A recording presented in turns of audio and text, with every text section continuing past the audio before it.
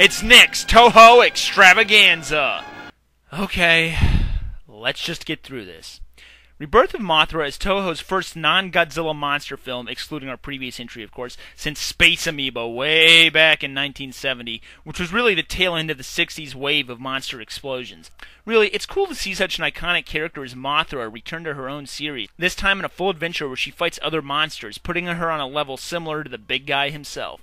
It's such a shame they couldn't have represented her better. I apologize if there are any major fans of this film, but I've never actually encountered someone who really liked it. Anyway, the plot begins with some kids, and they're going to be the main characters. Yep, part of my hate is that it was a kids movie. So I was way too old to relate to this by the time I saw it. Granted, when I was a kid, I didn't like kids' movies.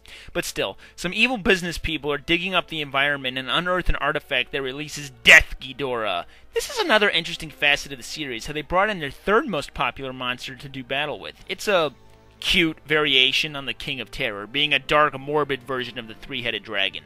If all the Ghidras were a family, this would be the weird goth kid no one talks about.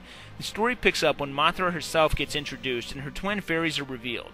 Here, they actually have names and have a much bigger role in the story, with the villain being the third fairy, having become twisted and evil. And she even rides a cute little dragon. And what's the first thing Mothra does?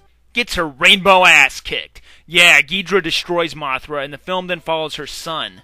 Why son? Why not daughter? There's actually a touching moment when Mothra dies, and the two look on each other.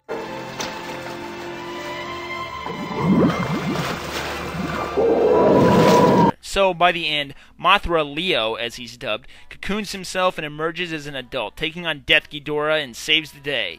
As much as I've bitched, this one is passable. It really reminds me more of an elaborate anime than a typical giant monster movie, which, if you're into anime, maybe you'll like it.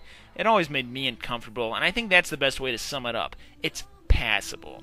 Now, Rebirth of Mothra 2, that's a horror that lurks in the darkness.